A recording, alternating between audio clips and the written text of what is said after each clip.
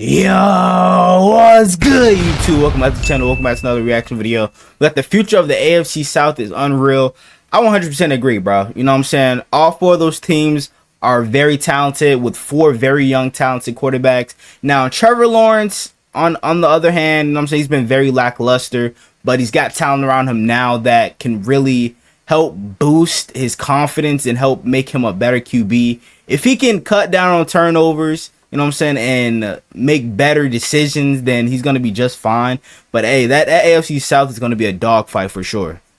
The AFC South has been one of the most overlooked divisions in football for years. Whether it was the Texans accumulating just 11 total wins between the years 2020 and 2022, or the Colts starting a hodgepodge of quarterbacks like Phillip Rivers, Carson Wentz, and Matt Ryan, or the Titans slowly falling off since their 2019 run to the AFC Three Hall of Fame Championship QB. Wait, actually, no, not Carson Wentz, my bad. In 2021, they lost in the divisional round of the playoffs at home to the Cincinnati Bengals.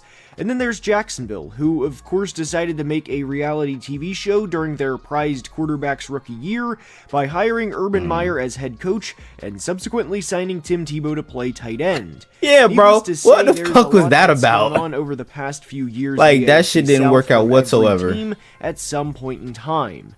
But that was the old AFC South, and the new AFC South is filled with energetic, young quarterbacks, and the future of this division is insanely bright, and it will be one of the most interesting divisions to watch not just in 2024, but for years to come. All four starting quarterbacks in this division will start the 2024 season younger than 25 years old, and in today's video we're going to discuss the future of this division, because it's unreal. Now let's begin. Okay. We are starting today's video with Anthony the Richardson and Indianapolis the Colts. The Colts, like I said before, bro, AR getting injured was probably the best for his career. I know it might sound fucked up, but it might have been the best for his career because he was very raw coming out of Florida. Him being able to sit behind Gardner Minshew, you know what I'm saying, a veteran QB, and being able to learn a lot from him will make him better. He already had the talent. Like, the talent was there. He just had to really put it all together, and I feel like this season, he may even win Comeback Player of the Year. You know what I'm saying? It's going to be between him and Aaron Rodgers for me, but AR definitely, you know what I'm saying, can win it, especially with the talent that he's got around him with Michael Pittman Jr., Josh Downs. They drafted A.D. Mitchell. They also have Jonathan Taylor, who they re-signed in the offseason. So they got a pretty good offense and then a pretty decent offensive line as well. So I feel like AR is definitely going to, you know what I'm saying, ball out this season. The 2023 season with a 9-8 record and narrowly missed the playoffs. Obviously, it wasn't fun for Colts fans losing in Week 18 to the Texans in Lucas Oil Stadium, and then watching them win the following week against Cleveland to go to the next round of the playoffs. But it was a very successful season for Indy, all things considered. Indy wasn't dealt the best hand throughout the 2023 season, and a big one, of course, was losing Anthony Richardson early in the year. AR threw just 84 passes, and despite playing in just 4 games, there were certainly flashes of the player he can become not just in 2024, but for the next several years. But even without AR, Gardner Minshew stepped in and did a solid job as he finished the year 7-6 as a starter, and the big thing with the Colts in 2023 was once their starting quarterback went down, they were not completely doomed. And that's a big reason why I am so high on Indy entering 2024. It's not an exaggeration to say Anthony Richardson is one of, if not the best athletes to ever play at the quarterback position. And for reference, he measured in at nearly 6'4". He's like a mixture of Lamar Jackson and Josh Allen. 40, along with like he's got the speed of Lamar, but the body type and build of Josh Allen. 40.5-inch vertical. All of those numbers, minus the height, were all 95th percentile or better at the quarterback position. And when you factor in the weapons Anthony has to throw to in the Colts offense, like Michael Pittman, like Josh Downs, or like handing the ball off to Jonathan Taylor, along with a good head coach and offensive mind in Shane Steichen, well, I think Anthony is in one of the best situations in all of football. Not only that, but he also has a good offensive line in front of him, and they also drafted wide receiver A.D. Mitchell in the second round, who, to me, was a first-round talent that slipped in the draft. Yeah, because I feel like the reason he know what I'm saying, fell in the draft was because of his effort. You know what I'm saying? He said that he wasn't putting in 100% of the effort in the you know what I'm saying, like the games and shit, so he can stay refreshed and stuff like that. So I feel like that really not just conference, but let him slip down the board. But he's a really good receiver. Entering the 2023 draft, that going after guys in their late 30s or trying to resurrect a player's career that simply didn't have it was not going to cut it. 2022 was the true bottoming out for this franchise when they finished the year 4-12-1 and became a laughing stock by hiring Jeff Saturday and having several bad losses during his interim period. Whether it was the blown lead against the Eagles, the 30-plus fourth quarter points they allowed against the Cowboys, or the 33-point blown lead against the Vikings. Bro, I don't understand how the hell they did this shit. You're up 33-0 and allowed them to come back. But GM Chris Ballard has done a great job over the last 18 months of transforming this team from a team that's down and out with no hope to a team that has all the potential in the world. I love the Shane Steichen hire when it was made, and the pairing of him and AR are one of my favorite head coach and quarterback duos in the entire league. Everyone's eyes are on the Houston Texans entering the 2024 season, but do not count out the Indianapolis Colts. Indy has enough firepower on offense to compete with anybody, and I would be surprised if they don't have multiple 40-plus point games this year. They can beat you in any way they want, and their offense is built for the modern NFL. And what's crazy about it, they most of their weapons are tall as shit. Like Michael Pittman, he's like what, 6'4". You know what I'm saying? Alec Pierce is 6'4". A.D. Mitchell 6'3". Molly Cox is like what, 6'7" or something like that. Like, bro, their talent is tall as shit. And AR, I believe, is 6'4" as well. So, like, bro, they've got some big ass weapons. From Indy to Tennessee, we go to discuss the Titans. Tennessee, obviously, Titans are had a big sleeper. 2023 season. People are really sleeping on the Titans, I feel like. And head coach Mike Vrabel was fired. Not only that, but whether their quarterback was Will Levis, Ryan Tannehill, or anybody else last year, their only flaw on offense is their offensive line. Both the skill position players and the offensive line was not good around them, and there's a reason Tennessee finished 27th in points per game offensively, and there's a reason the Titans brought in a lot of players this offseason to help out their second-year quarterback. Now, the Titans are the team I have worries about beyond the 2024 season, strictly because of how old their receiving core is going to be during the 24 season, and then my question for them would be, what exactly is the plan after this year? But the reality is, if they have their quarterback of the future, and Will Levis has 25 or 30 touchdowns this year, and has more games like the Falcons one from last year, then receivers will naturally want to come to Tennessee. Not only that, but receivers in today's era aren't exactly hard to come by, and it was a disservice to Will's rookie year that his receivers outside of DeAndre Hopkins were Chris Moore, Nick Westbrook-Akine, and Treylon Burks. One receiver trade that I will refer to for not just this offseason, but probably next offseason too, is the Panthers acquiring Deontay Johnson. Oh, yeah. Carolina had a nightmare year in 2023, but anytime a team can acquire a player like Deontay for what Carolina did, I will applaud them every single time. And I bring that up because Tennessee could easily do that either during the 24 regular season or even during the 2025 offseason. I highly doubt they'll do it this year, but next year for sure, bro, because they already have three really good competent receivers, and DeAndre Hopkins, Calvin Ridley, they signed to a 4-year $96 million deal, and then they signed Tyler Boyd. So those three can really get the job done.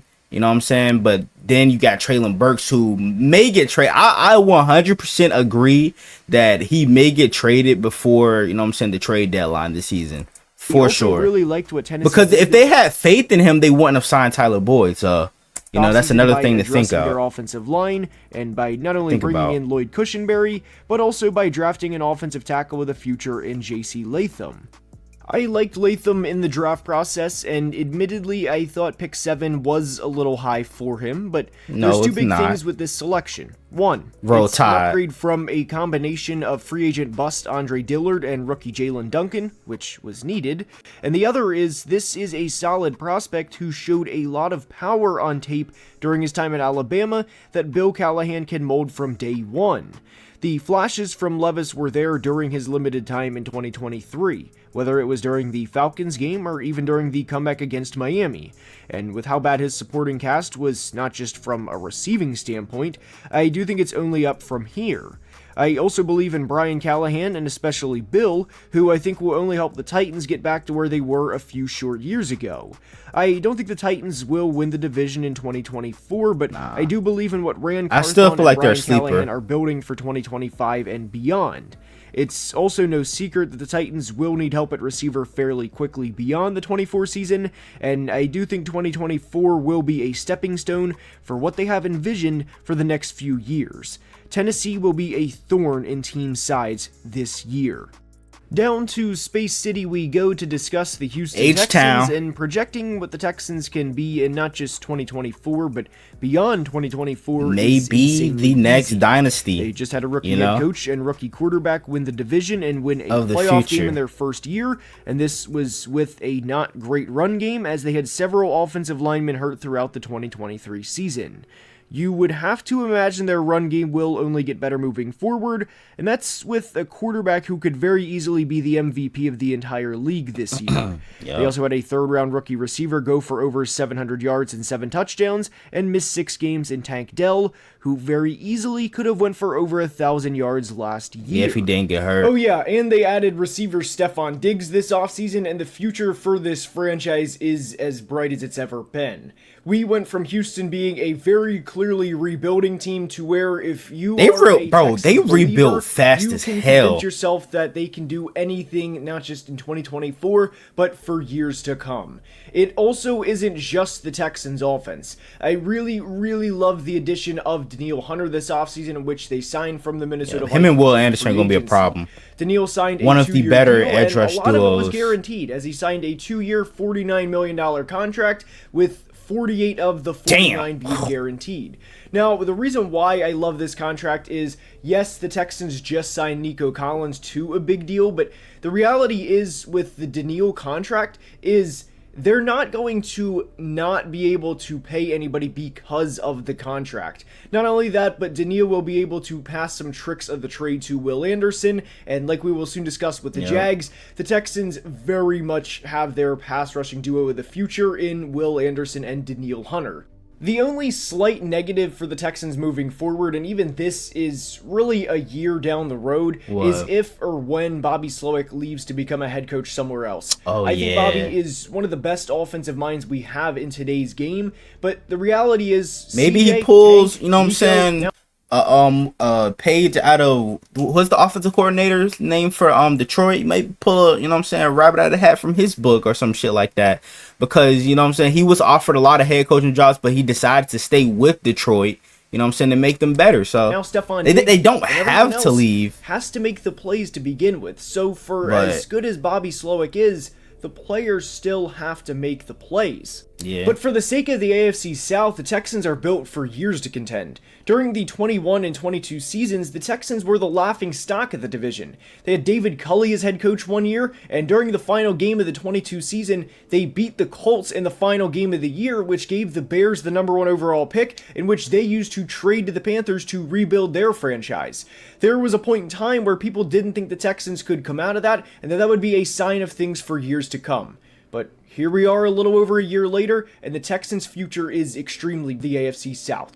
Now to Jacksonville we go to discuss the Jags situation. Jaguars. We recently discussed Trevor Lawrence in a video about him that being was just one of these atrocious what quarterbacks being happened under with the them most last pressure year. entering the 2024 season. And he is. But that doesn't mean the Jags' future isn't bright or isn't something to look forward to. They signed center Mitch Morse this offseason, and they will have right tackle Anton Harrison entering year 2, who ended the year on a high note.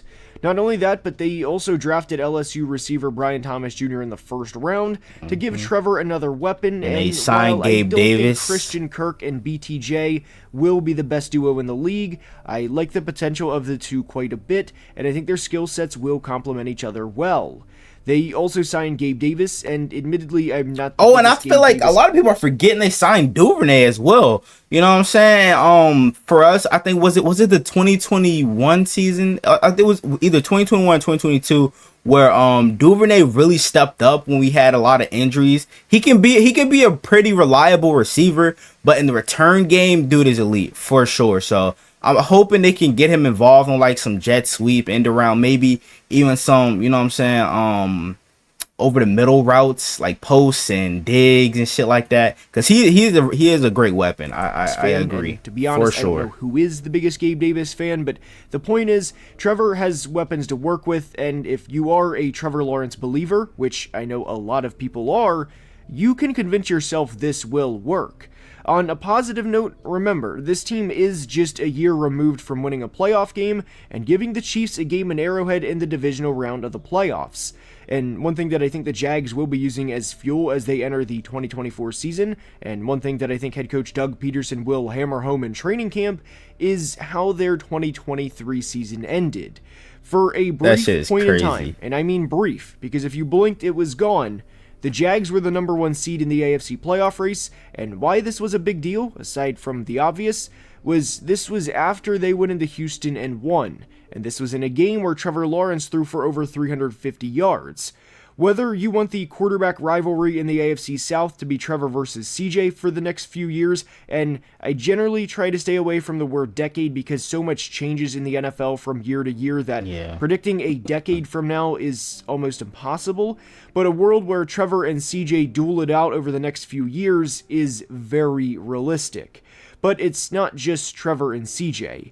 It can be Levis and AR, or AR and Stroud, or Trevor and Levis. And what also doesn't get discussed a whole lot is the Jags have another former number 1 overall pick on their roster in pass rusher Trayvon Walker. Having Trayvon get after all of these quarterbacks, along with Josh Allen and Eric Armstead, of course, is going to be I forgot they must-see signed TV. Armstead. The AFC South has the most physically gifted quarterback ever in their division, and he has a very favorable situation to work with. They also have a second-round pick from last year who had nothing to work with, yet threw 4 touchdowns in his debut and let a 2-touchdown come from behind win on Monday Night Football against a playoff team. They also have a quarterback who had one of the most impressive rookie seasons in the history of the NFL, especially given how bad Houston was entering his rookie year, yet CJ and company turned the entire franchise around in 1 year.